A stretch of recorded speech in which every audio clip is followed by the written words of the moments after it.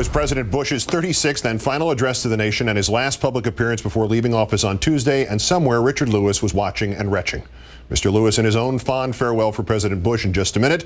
First, while millions tuned in for the president's valedictory speech, each thinking the same thing, what time does the hero pilot get interviewed? One VIP, the VP, was not all there. About 10 minutes into this 13-minute diatribe, those little Dickenses at PBS took a cutaway of Vice President Cheney that appeared to show him catching a little shut-eye. We must reject isolationism and its companion, protectionism. Retreating behind our borders would only invite danger. And it was all just a dream. Now, as promised, my friend, comedian Richard Lewis, his Misery Loves comedy tour, is in town for a show tomorrow night at Town Hall with Richard Belzer. Yeah. And then next weekend for 6 dates in West Palm Beach. He's beginning shooting on his 7th season of the HBO sitcom Curb Your Enthusiasm. Hi, Larry. And Tuesday, he will complete his 8th year of agita from the Bush administration. Good to see you. You know, Professor Turley, he was magnificent tonight. As usual, yeah. And after the third spot, I normally, before I make love, watch Death of a Salesman. But that's over. I'm going to watch everyone. This should be on YouTube. I hope there's 8 billion hits on that. Gosh. That is what happened. You did a magnificent job. First, listen, cut me off a lot because I'm not the one who should be summing up this hell that President-elect Obama is inheriting. Yeah. If Gore didn't get ripped off, I would venture to guess 99% of the stuff, you can't account for all the hypocritical jerk-offs who are in Congress and in Senate and in prison. They still might have been, okay? If Kerry would have won and he would have inherited the fake war, but it wouldn't have been like this. So this has been the worst 8 years of my life. Now, let me say, the farewell speech, yeah. I saw the exact thing in a Hallmark card store the other day. He just made a couple of changes. Just grab all of them and read them in the correct order. That was the most absurd thing. Listen, here's the deal. Cut me off because I'm really all over the joint here. First of all, I'm not going to the ball either. Yeah. I would just stay home and ball. That's a little, because it's not enough people. I mean, play ball. I don't want to get, play ball. Yes. You got a beautiful lady, I got a beautiful wife. Now, here's the thing. I'm so glad the election's over and that he got it because the day after he got nominated, I was making love and I went, this is Richard Lewis and I approve this orgasm. I was like brainwashing this crap for couldn't take it. Listen, we have the best person right now that is inheriting the worst possible conditions maybe ever. Not just the nightmarish situation. I'm not going to start listing this. I'm going to run out of time. We know what's going down. And our respectability is in the dumper. This never would have happened.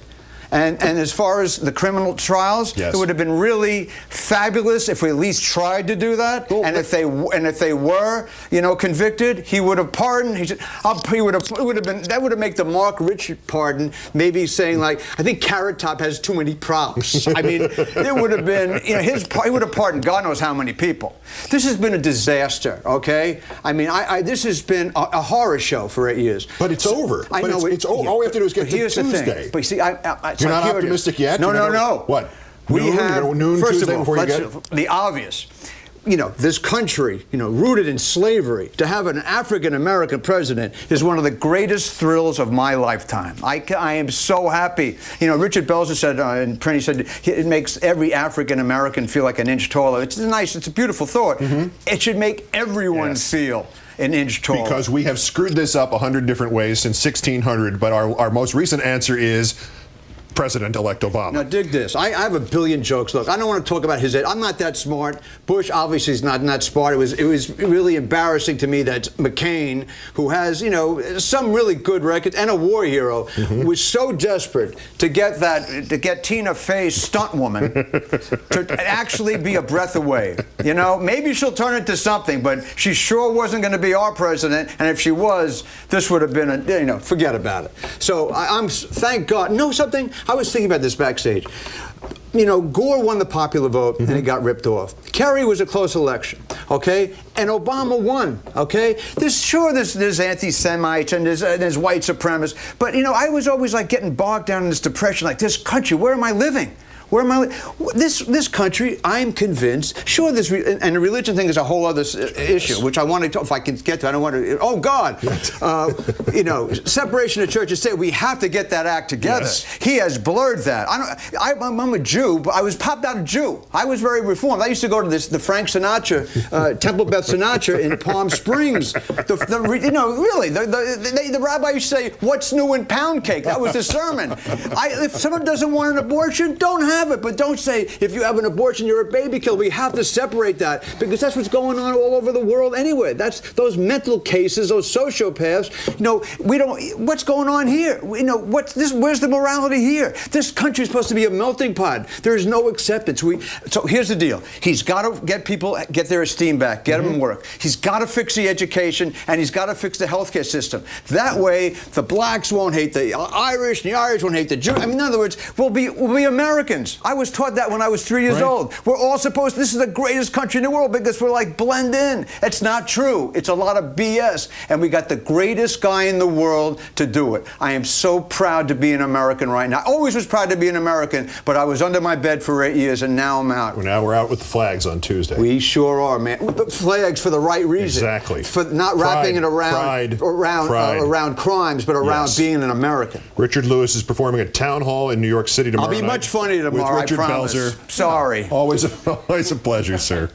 That is Countdown for this, the 2078th day since the declaration of mission accomplished in Iraq. A reminder, we'll see you Monday night, Inauguration Eve, from our MSNBC headquarters at the Capitol, with a special comment on why the president-elect and his administration must pursue prosecutions against those who tortured and those who authorized torture in our names. I'm Keith Olbermann. Good night and good luck. A slow pitch tonight. Our MSNBC coverage continues tonight with the Rachel Maddow Show. Rachel, good evening. Good evening, Keith. Thank you. And thank you at home for staying with us for the next hour.